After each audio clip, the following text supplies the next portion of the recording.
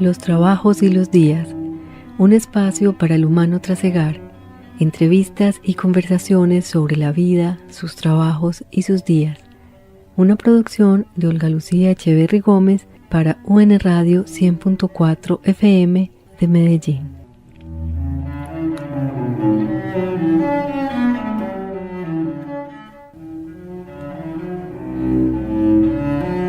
Las cosas grandes deben ser dichas con sencillez. El énfasis las estropea. Jean de la Bruyère.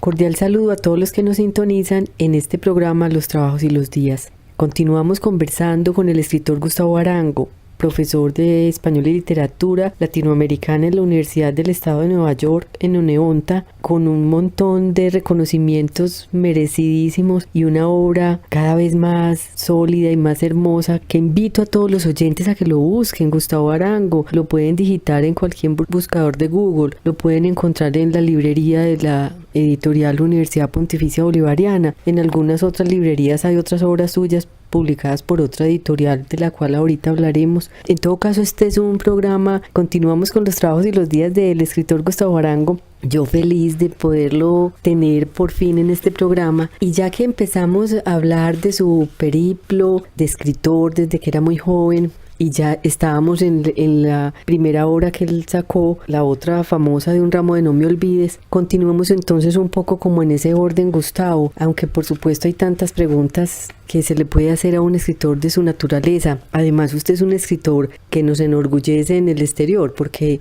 no voy a decir que es un cerebro fugado, porque usted sigue viniendo y porque la literatura le permite estar muy en contacto con el público de otras latitudes, no solo colombianas, pero al menos yo que lo leo con mucha regularidad, incluso en un periódico de barrio en el que usted publica una columna quincenal, pues me encanta eso, que eso lo permiten también las nuevas tecnologías, que aunque se esté tan lejos físicamente, pues sus libros siguen andando por aquí, hablando pues de su talento por aquí, y eso me parece muy bueno, de manera que muchas gracias, Gustavo, por estar de nuevo en Los trabajos y los días. Muchas gracias, Olga, muy contento de seguir esta conversación. Después de Wenceslao, está usted ya en Estados Unidos, ya de profesora, ya está ahí permanente. ¿Cuál es la otra obra en la que usted empieza a trabajar? ¿Cuál es el otro libro?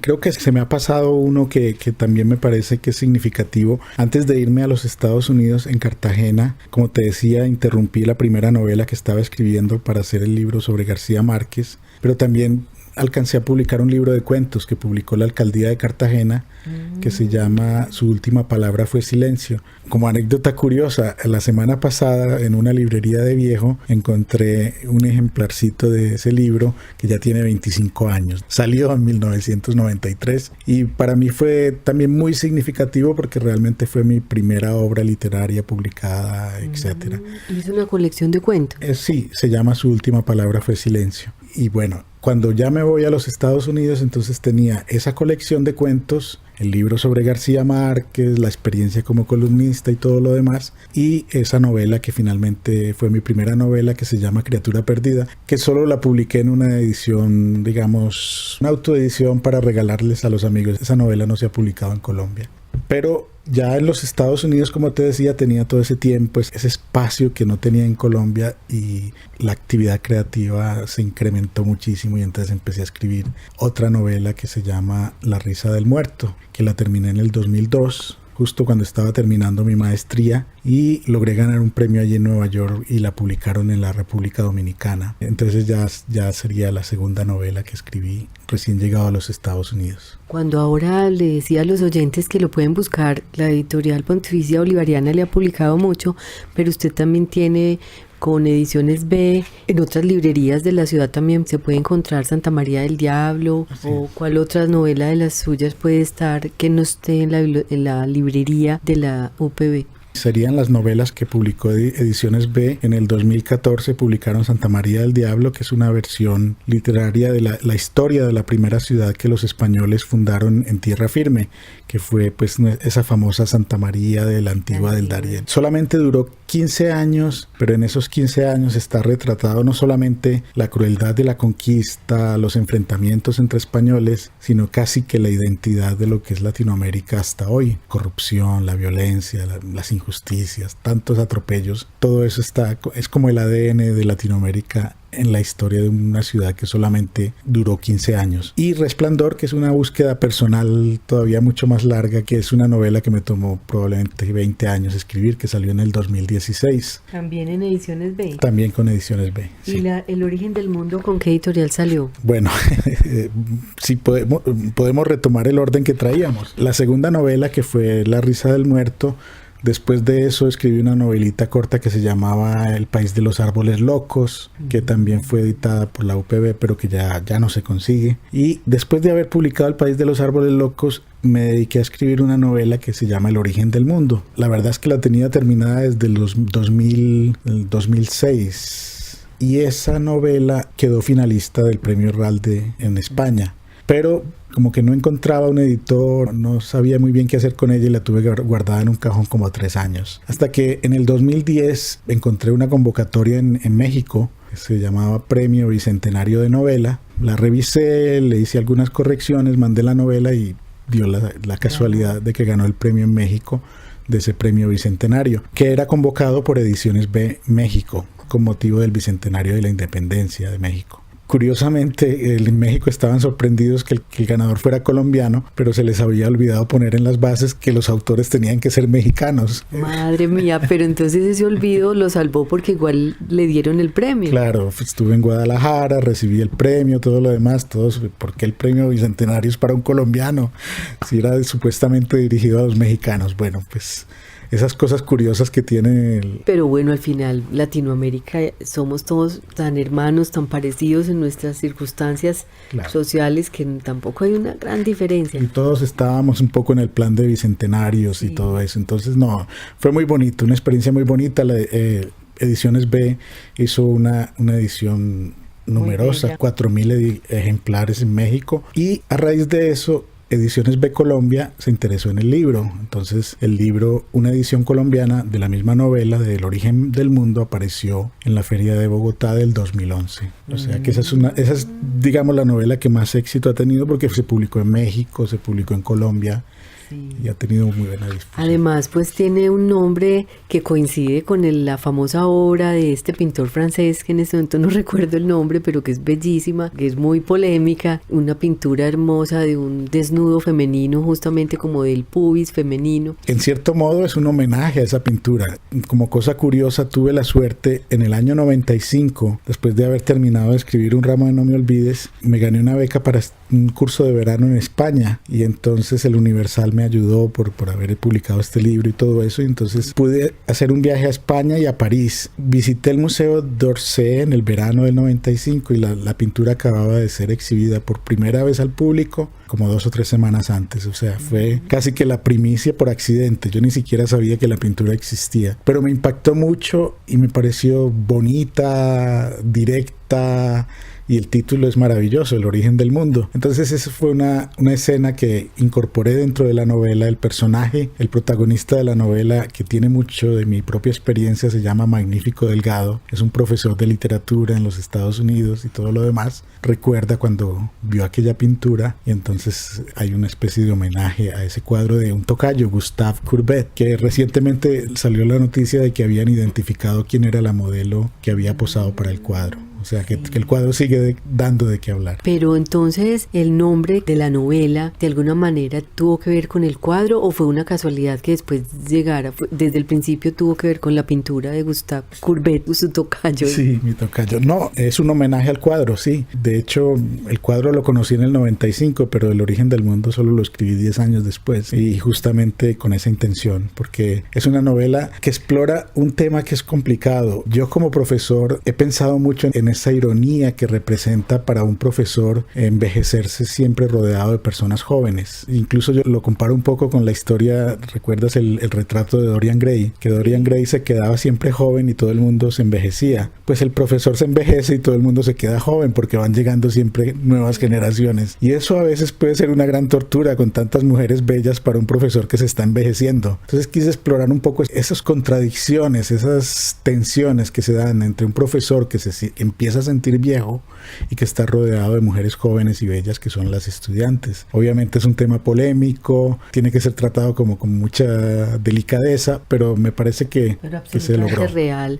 Sí, somos seres humanos. Sí, y ese tema pues del paso del tiempo pues es fascinante porque como pues todos también pasamos por esa juventud, y el caso de un profesor es verdad, es justamente el oficio en donde la confrontación de la juventud y la no juventud o incluso la vejez se pone más en evidencia que en cualquier otro oficio, y en ocasiones esa juventud los mantiene jóvenes y vitales, pero también por otro lado la paradoja y el precio es que también les evidencia en sus años, y también en lo que a ratos puede ser un aporte de juventud, también es como un recordatorio también siniestro de que se nos fue la juventud, porque al final nadie la retiene, pues eso no es un asunto de fichos, es para todo el mundo. Sí, no hay elección, nadie decide si envejece o no. Y es también una reflexión sobre eso. Tú lo has entendido muy bien, es ese dilema de la tensión, el deseo, el envejecimiento, todo lo que gira alrededor del espacio de la enseñanza. Y además muy bello también que sea una pintura, que sea una imagen la que suscite toda una narrativa. Ya es una evidencia de que las artes son hermanas todas entre sí. En esa novela hay mucho juego con pinturas. Otra pintura que me impresionó muchísimo, que es el Cristo resucitado de Bramantino, que es una pintura que vi en un museo de Madrid. En este momento se me olvida el nombre. Los ojos rojos de ese Cristo saliendo de la oscuridad, saliendo de la muerte y regresando, son muy impresionantes. Para mí fueron muy impresionantes, y hay un pasaje de la novela en el cual reflexiono sobre eso, porque el personaje principal también vivió una especie de resurrección. Tuvo una tragedia, pasó por unos periodos muy oscuros de su vida y casi que resucita. Entonces se identifica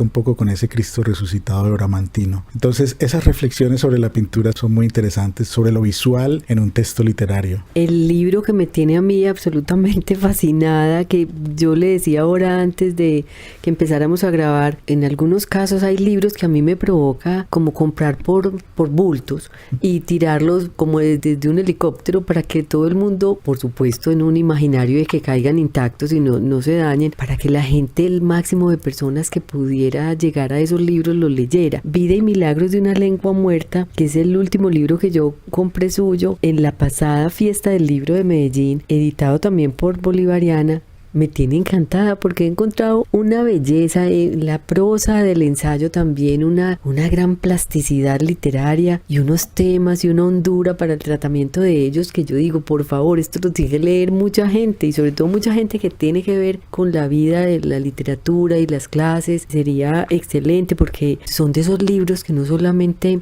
te ilustran porque te cuentan cosas que no sabes, sino que te motivan, como que te dejan, son unos libros muy fértiles porque te dejan como en un estímulo de creación que no sucede con todos los libros que uno le toca leer por formación o por gusto. Hay unos libros que te contagian como del impulso creador que los llevó a que existieran y lo dejan a uno como contagiado de ese impulso, cosa que no pasa con todos, y yo quedo como en una especie de efervescencia que me embriaga y lo subrayo y lo miro y me demoro por eso mucho en leerlos porque casi que me devuelvo. Pero ese libro es hermosísimo. ¿Cómo se le ocurrió a usted demorarse tanto en publicar esta belleza? Bueno, primero pues me toca recobrarme de ese elogio tan maravilloso que acabas de hacer sobre el libro. Me conmueve mucho porque realmente es de esos libros que uno publica sabiendo o pensando que no van a llegar a muchas personas. No es lo mismo con una novela, por ejemplo, porque uno sabe que una novela puede ser leída por muchas personas. Esta es una recopilación de ensayos sobre literatura de distintos autores, distintos periodos, que he venido escribiendo probablemente en los últimos 15 años o un poco más. Y obviamente pues hay toda una evolución, hay cambios de intereses, y una de las grandes dificultades que tenía era darle unidad a ensayos muy distintos. Aquí por ejemplo está un ensayo sobre Vargas Vila, hay otro sobre la picaresca, hay otro sobre Antonio Nariño, lo fascinante que era esa figura de Nariño siendo presidente y al mismo tiempo publicando con seudónimo, en fin, hasta autores muy contemporáneos. Hay reseñas incluso que son de novelas, por ejemplo, de Prohibido salir a la calle, que es una novela que no es tan reciente, pero que sigue siendo es una novela contemporánea en comparación con otros textos que estudio allí. Y pensando en la unidad de esos ensayos, encontré un ensayito que había escrito hace mucho tiempo sobre el etrusco, que es el que le da el título al libro, Vida y Milagros de una lengua muerta, porque siempre me pareció una cosa muy curiosa que casi todo el vocabulario que usamos para referirnos a la literatura es de origen etrusco. Y eso pues podría ser una curiosidad si además no existiera el ingrediente de que el etrusco es una lengua que sigue sin ser descifrada por completo. Es decir, palabras como letra, literatura, estilo, todas son de origen etrusco y resulta que el etrusco sigue sin ser descifrado completamente. Lo poco que se ha logrado rescatar del etrusco es de las escrituras en los sarcófagos, en urnas funerarias. Exacto. Pero no hay muchas huellas del etrusco porque, aunque los etruscos fueron muy importantes, digamos, en el surgimiento de Roma, los romanos no querían deberles demasiado al etrusco. Entonces borraron sus huellas y entonces se quedó como una lengua muerta, llena de misterios, llena de vacíos que no entendemos. La palabra amor también es de origen etrusco, por eso tal vez nadie sabe definir el amor, así como no sabemos definir la literatura. Y entonces un poco con ese punto de partida de que cada vez que hablamos de literatura estamos utilizando palabras que no entendemos por completo, palabras que tienen origen en una lengua desconocida. La palabra misterio también tiene origen etrusco. Y entonces ese fue mi punto de partida, porque es que a veces caemos un poco en el error de pensar que al estudiar la literatura hay verdades absolutas y no las hay. Siempre queda el misterio cuando estudiamos la literatura, siempre hay algo que no se deja definir, que no se deja entender por completo.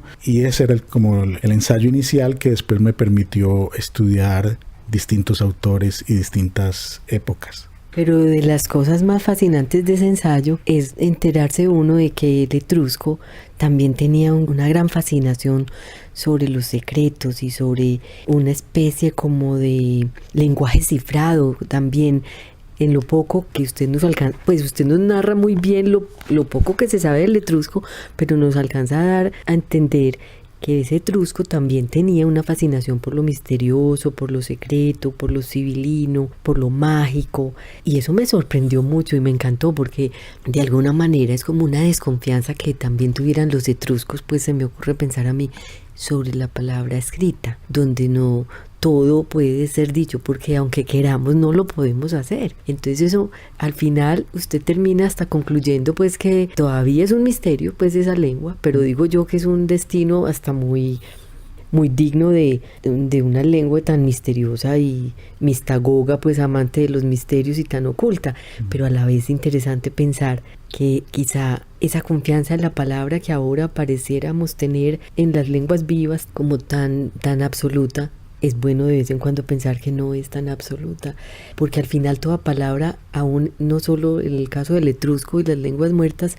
el griego antiguo y hasta el latín, sino también las lenguas vivas, aún en esas lenguas vivas, en las actuales, no podemos expresar todo lo que queremos y se nos olvida eso, y entonces nos confiamos tanto en la palabra que no nos damos cuenta que ella tiene un montón también de vacíos y de abismos. Claro, y viene todo ese culto de lo escrito, ¿no? Que si está escrito es verdad, que es en lo que se basa toda esta credibilidad del periodismo y todo lo demás. Y precisamente hay un ensayo dentro de la colección que habla de lo no dicho. También fascinante, lo que encubre el silencio. Ese fue otro complemento, me pareció hermosísimo. El segundo ensayo después del etrusco, viene uno de que le cuenten de ese misterio de esa lengua para que le empiecen a hablar del silencio y el secreto que de alguna manera también oculta la literatura, lo muestra, lo sugiere, y entonces usted hace un recuento sobre la Celestina y sobre algunos dramas en donde no todo puede estar dicho,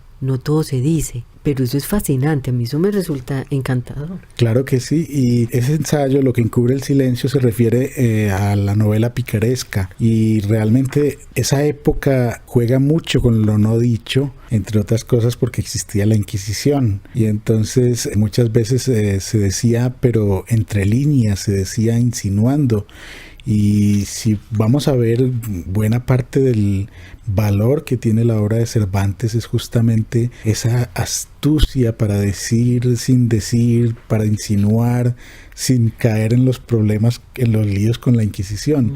Ese discurso que es enmascarado, ese discurso exactamente, obliga al autor a ser muy hábil y también al lector para decodificar un poco lo que se está insinuando. De hecho, otro ensayo habla del ciudadano enmascarado, que es el de Nariño. Es decir, se van conectando un poco las ideas del silencio, de la máscara, y cómo el lenguaje nunca es algo completamente definido y nítido como podría ser en la ciencia. Es siempre algo ambiguo, cargado de misterio, de cosas que no se dicen, pero sí se dicen. Y cómo en ocasiones los momentos difíciles, cuando usted menciona que la Inquisición de algún modo obligó a la picaresca a que hablara en un lenguaje cifrado, eso también hace que se podría pensar que todas estas despropósitos políticos de nuestros tiempos actuales y de algún modo también hacen que la literatura tenga ese chance, lo que no podría otro tipo de escritura. Por eso al final la literatura y la escritura de ficción, que en ocasiones hay gente que no se acerca a ella porque piensa que son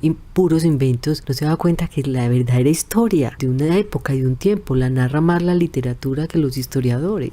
Claro que sí, y por eso los déspotas no toleran la sátira o no aceptan ese tipo de lenguaje que los cuestiona de una manera que casi que no entienden, no pueden entender. Claro, la literatura sigue siendo un territorio de verdad. Obviamente hay toda esta tendencia, digamos, hay toda esta línea comercial que realmente simplemente se dedica a reforzar el orden establecido y es un mercantilismo literario, pero la literatura, digamos, como la entiende uno, alejada de lo comercial, la literatura está siempre de la mano de la verdad. No de la verdad científica tal vez, porque si te inventas un personaje no es una verdad científica, pero de unas verdades que quizá las definió muy bien William Faulkner en ese discurso famoso cuando recibió el premio Nobel, que hablaba de las verdades del corazón.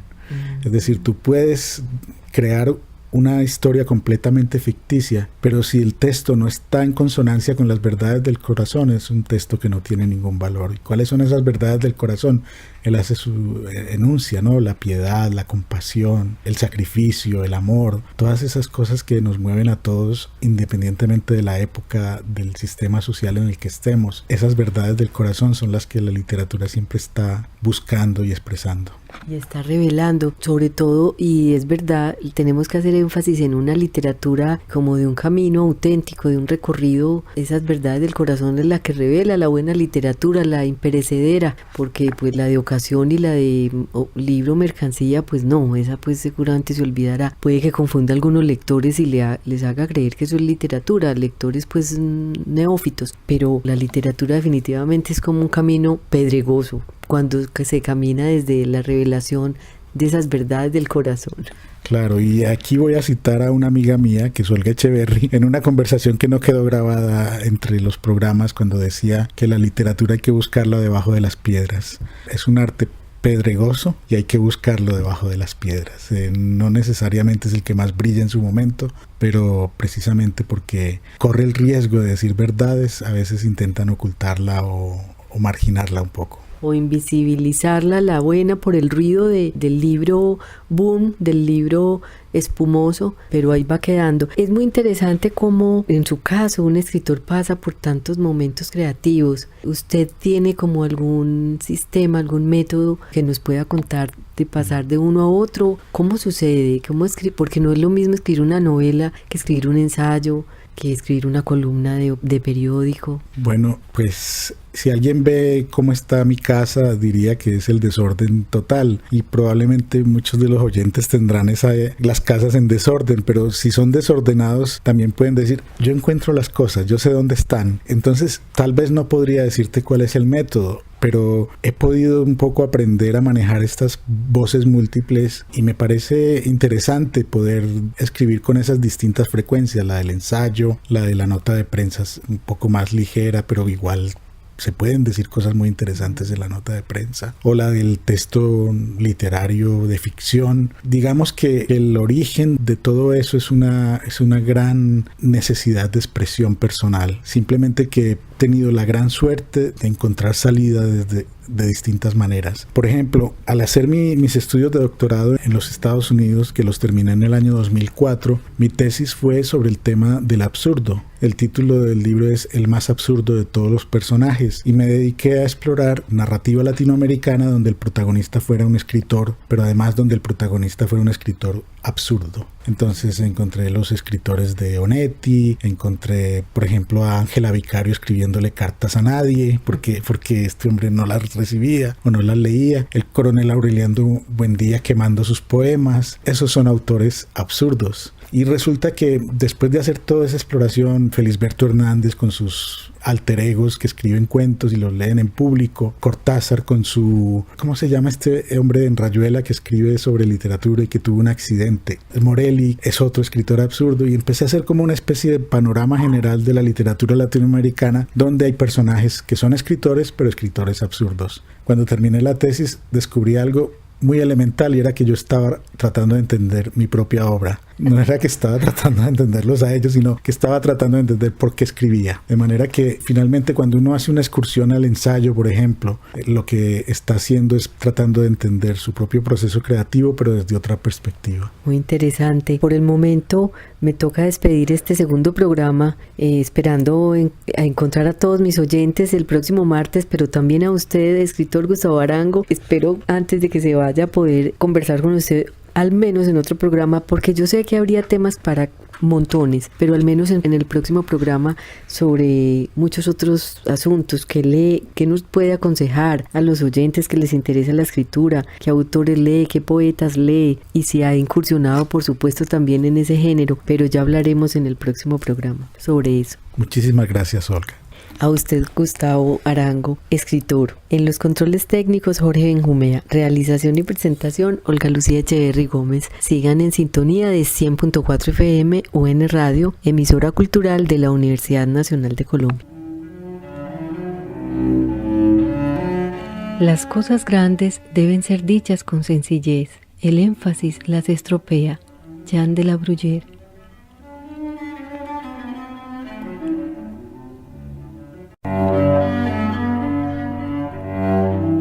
Los trabajos y los días, un espacio para el humano trasegar, entrevistas y conversaciones sobre la vida, sus trabajos y sus días. Una producción de Olga, Lucía, Echeverri, Gómez para UN Radio 100.4 FM de Medellín.